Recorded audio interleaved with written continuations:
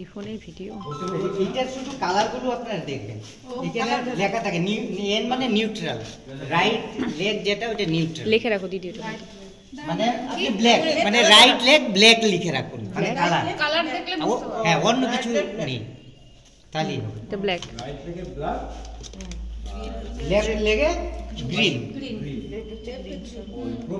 হ্যাঁ, এখানে লেখাও থাকে, এই যে দেখুন এলএল মানে লেফট লেগ এলএল লেখা আছে। কিন্তু আপনার কালারটা লিখে নিন, সুবিধা হবে, দুটো আপনার অপশন থাকছে। ইয়েলো লেফট লেফট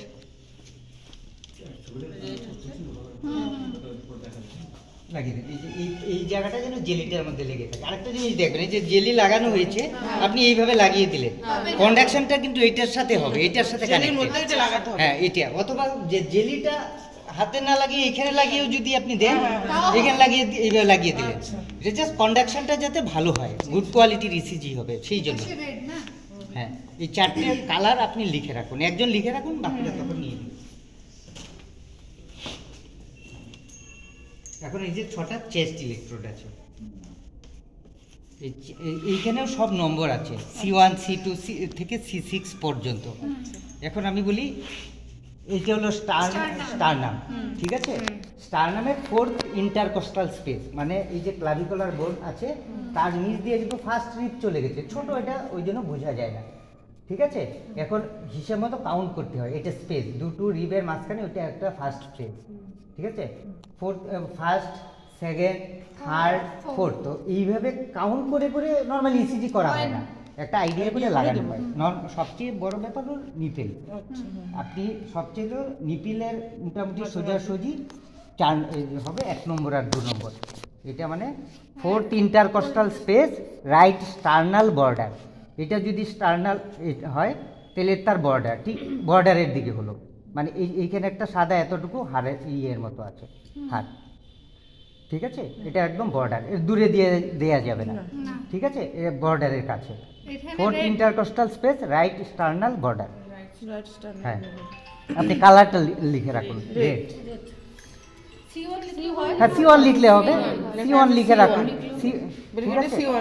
হ্যাঁ, আর হলো 4th intercostal space left sternal border, মানে এই যে এইখানে না একটা হাড় আছে, এই যে এরকম চ্যাপটা, তারপর এখান থেকে রিবগুলো সব চলে এসছে, এটাকে বলে স্টারনাম। তার স্টারনামের এটা হলো right sternal border, left sternal border, কিন্তু 4th ইন্টারকস্টাল স্পেস বলা হচ্ছে, মানে 4th ইন্টারকস্টাল স্পেস।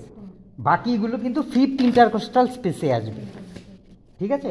নর্মালি যেটা দেখবেন আপনারা নিপিলটা খেয়াল করবেন, আইডিয়া করে জাস্ট, ঠিক আছে? ছেলেদেরটা ভালো করে বুঝে যাবে, যাই হোক।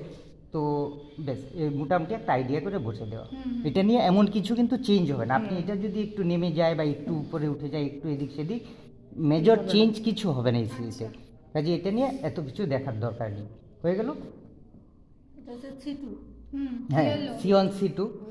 তারপরে আমি বলে দিই যে তারপরে আপনি যাবেন C4, পরে C3টা কিন্তু ফাঁকা আছে, বলছি কেন ফাঁকা আছে। হ্যাঁ, এটা হলো মিড ক্লাভিকুলার বোন, এই যে এখানে ক্লাভিকুলার একটা বোন আছে তার মাঝামাঝি জায়গায়, তার মানে এই নিপিলটার সোজা জায়গায় মানে হিসাব করা হয়, এই যে এই জায়গাটা হবে, যেহেতু নিপিলটা তার নিচের দিকটা। হ্যাঁ হ্যাঁ, এটা কিন্তু 5th ইন্টারকস্টাল স্পেস হলো, এটা কিন্তু 4th হলো। হ্যাঁ, ঠিক আছে? মানে কি এইরকম করে আর রিবগুলো এইরকম এইভাবে কিন্তু এসছে, এইরকম করে এইভাবে রিবগুলো কিন্তু এসছে।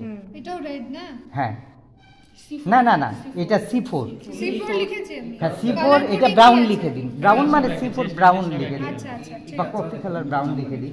এখন একটা জিনিস দেখুন, যে V3 পজিশন হলো যে 5th intercostal space, midway B2 and V3, V2 and V4, তার মিড পয়েন্ট এরকম, এটা কিন্তু 5th ইন্টারকস্টাল স্পেস। 4th পজিশনটা এদিকে চলে গেছে, 3 মানে ঠিক বুঝতে পেরেছেন? 4টা বসিয়ে দিলেন মিড ক্লাভিকুলার বোন হিসেব করে, আর এই দুটোর মাঝামাঝি জায়গায় C4, এটা কিন্তু 5th ইন্টারকস্টাল স্পেস, এটা কিন্তু মাঝামাঝি 4-এ হবে না, 5th-এ হবে, ঠিক আছে?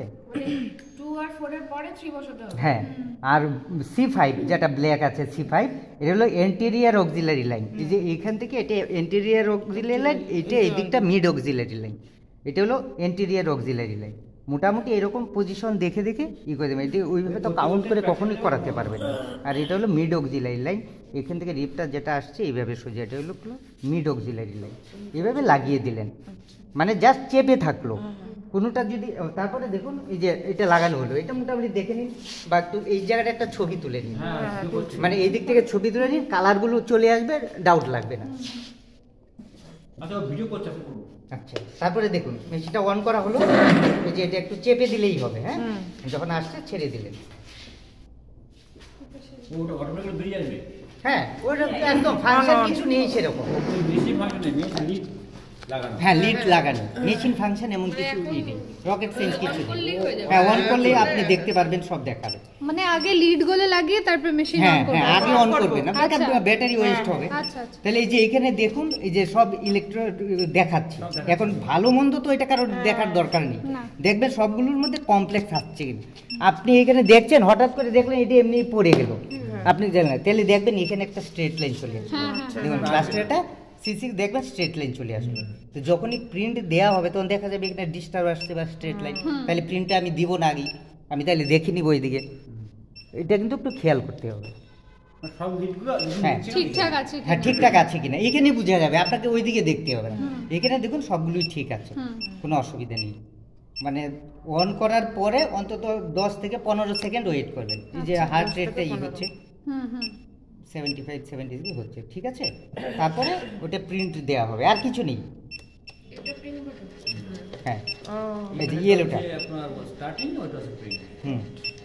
ও এখানে ওই 1 2 3 4 5 গুণে কিছু আবার ওগুলা কিছু না, ব্যাপার কিছু নেই। করতে হবে, সব সেট করা আছে। আচ্ছা, আচ্ছা। ওগুলো আগের মেশিনে ছিল। হ্যাঁ, ইভেন এটা আপনি এই যে ওয়েট করলে অ্যানালাইজ হয়ে ইউ বেরিয়ে আসবে, একদম রিপোর্ট বেরিয়ে আসবে। এই যে, একটু ওয়েট করলে এই যে রিপোর্ট বেরিয়ে আসবে। আচ্ছা।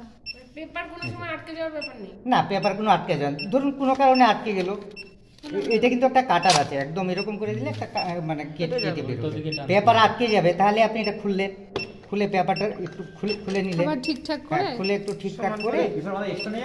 না না, পেপার নিশ্চয়ই থাকবে, না থাকলে আপনি আনিয়ে নেবেন। আর দেয়নি তো, না, 2-3টে রোল তো দেওয়ার কিনতে কথা। হবে। না, কিনতে না, ও ডিআরএস সাপ্লাই আছে। ও ডিআরএস সাপ্লাই এইটা ডিআরএস সাপ্লাই আমাদের স্যার আর দেয়নি কিন্তু এটুকু। হ্যাঁ দেখি কি ইসি বেরোবে, কি দেখি কেমন। আচ্ছা, আরেকটা জিনিস হলো যে পেশেন্ট কিন্তু রিল্যাক্স থাকবে, মানে হাত